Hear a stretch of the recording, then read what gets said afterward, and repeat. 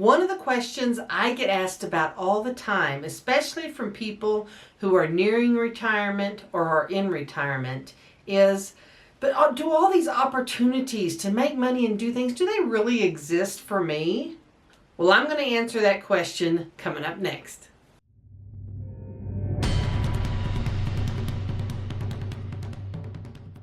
Hi everybody, my name is Dee Burks and this is Retirement Rescue, where we talk about how to make money, save money, and have a great retirement. Well, I get asked a lot about opportunities. Are there opportunities? It's almost as if people start to imagine that opportunities somehow disappear, that they're not available to you in retirement or near retirement. And that's really not true.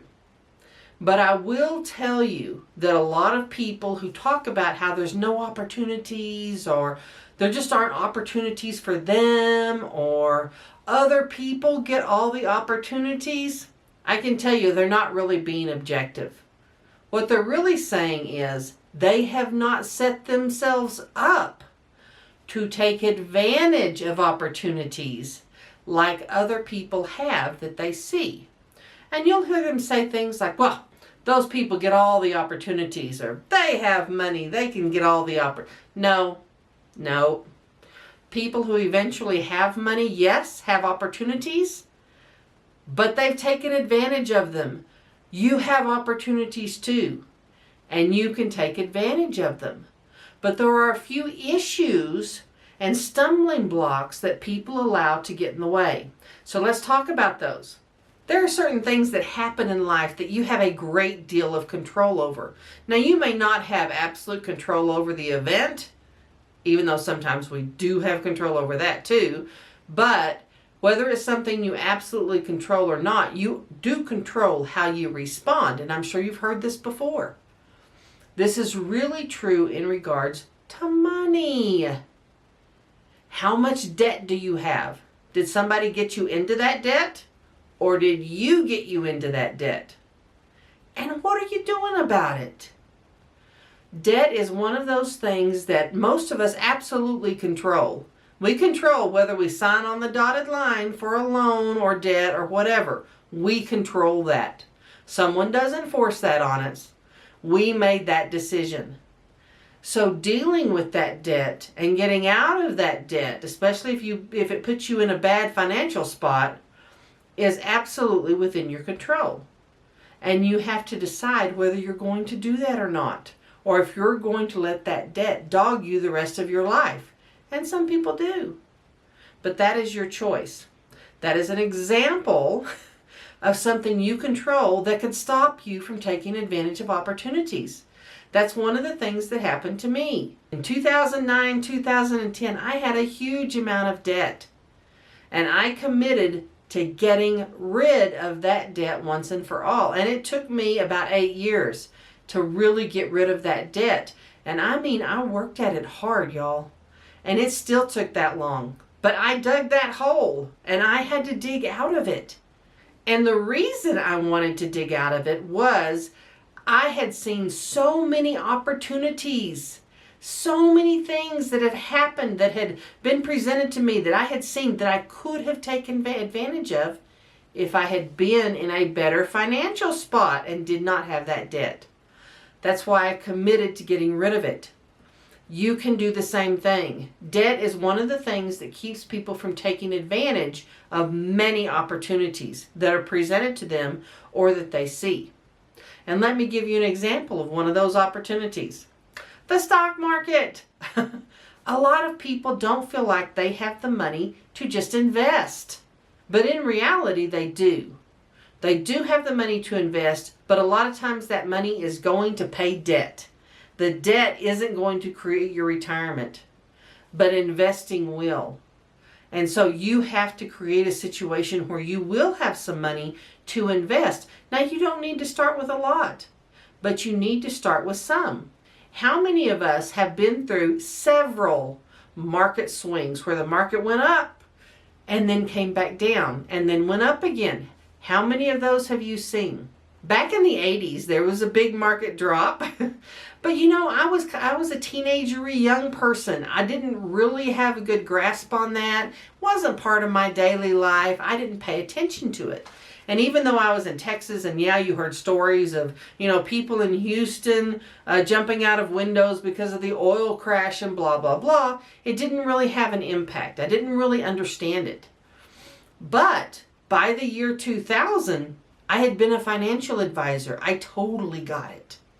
And when that market crash happened, I was a young mother with 3 kids. I had just gotten married for the second time. I was in no position to take advantage of it. But I watched it and I understood what I was seeing. I also understood there's a cycle to it. That is what made the 08-09 crash so painful for me. I could see it coming. I could see it happening. I knew what I was missing when it happened, and there was nothing I could do about it because of this huge pile of debt I was in. That was very, very painful. But I know it comes around on a regular cycle. Every 8 to 12 years, there's going to be a really big drawback probably. It happens with regularity. I knew it was coming again. I know it's coming again. I put myself in a position this time to take advantage of it, and I'm so glad I did. But that's just one example. And I'm sure during your life there have been several things that you've thought of or seen that could have been good opportunities for you. How many times have you thought of a product and then a month or a few months, a year later, someone's making millions off of it? Gosh, someone's making millions off pool noodles, for God's sakes. It's amazing how many of those products that we each think about, but how many times do you do something about it? Do you have the money or the time to put into it and do something about it? And that is true with so many opportunities. How many times have you thought about maybe getting a little piece of rental property or maybe turning something into an Airbnb, but you just haven't done it? All of those things are opportunities that any of us can take advantage of. But a lot of times we don't. Often it is because of our financial situation, but there is another big reason why we don't jump on these opportunities. And that is fear. Fear of failure, fear of losing money, fear of not being successful. Any of those things can keep us from jumping on something when an opportunity does arise. I see it happening right now. There are many opportunities in the market right now. There are many opportunities to teach online right now. And I talk to people about these things all the time. But almost none of them actually take advantage of something like this. And then when they see someone like me actually do it, they'll say things like, "Oh, aren't you lucky? Isn't that great? You were able to do that, and that's great for you." They don't see that they could have done the exact same thing. They could have started a YouTube channel. They could have invested in the market. They could have turned their fifth wheel camper into an Airbnb in their front yard. They didn't do any of that. And they let fear get in their way. They let that inertia, that not doing anything is easier than doing something idea, stop them from really capitalizing. Now, the third biggest reason that people allow things to get into their way when opportunities are present is they convince themselves it's too late. Oh, it's too late for me. I didn't start on this retirement thing when I was in my 20s, and it's just too late. No, it's not. Or they'll say, well, I just can't learn all that new stuff. Yes, you can. Yes, you can. You just don't want to. You don't want to put out the effort. And that is a really difficult thing to talk to someone about. When I talk to people about what are they willing to do to reach their actual retirement goals, it's amazing at what they're not willing to do. They don't want to change their lifestyle. They don't want to look at living in a different location. They don't want to think about, moving away from where they're at or stopping some of the behaviors that aren't helping them. They don't want to do any of those things, but they want a silver bullet that makes them a millionaire. That's not going to happen. One of the things I learned, especially when I was trying to pay off debt, was you have to be willing to make the hard decisions. You can't have this rich, fulfilling life and be financially secure, but yet not be willing to do the things that will get you there. It's not going to happen. It's just not. You can't wish for success and have it happen. You've got to actually do something. And in my case, it meant lowering my standard of living tremendously, making some really tough decisions on where I wanted to live and where I could live cheaply. I mean, those were all part of my decisions, and I made those decisions. I wish I'd made them sooner, honestly. If I had made them sooner, I would be so much further ahead. But you know what? I made them, and that's what matters. It is never too late to start. It is never too late to make good decisions for the long term.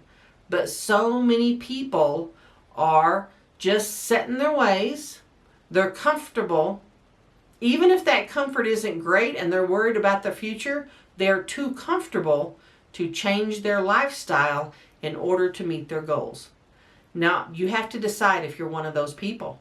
That's a hard truth for so many people to understand, that they're too lazy to change what they're doing. It has nothing to do with they can't learn or it's too late. It has everything to do with they don't wanna. And number 4, the last thing that really gets into a lot of people's way as far as when they're trying to change things and meet their goals is they get really attached to the how. They're like, oh, I'm going to be a millionaire in the stock market, when they could have multiple streams of income and reach the same goal.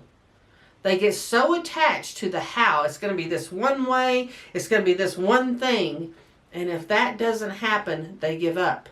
Not only is it really important to be diversified in the things that you're doing to earn money and meet your financial goals, it's really important to be open-minded. We can get so focused and closed-minded that we miss even better opportunities that are staring us right in the face. So being open-minded while still paying attention to all the different things that you're trying to do to meet your goals is really critical. If you have one of those streams of income that really starts to go well, double down on it. Don't tell yourself, oh no, I can't pay attention because I've got 6 other things. Double down on what's working. Eliminate what isn't working.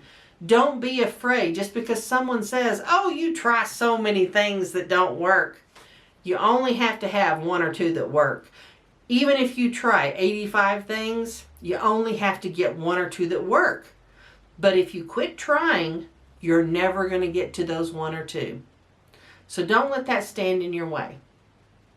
Now, if you've enjoyed this video and found it helpful, please click subscribe, and I'll see you next time.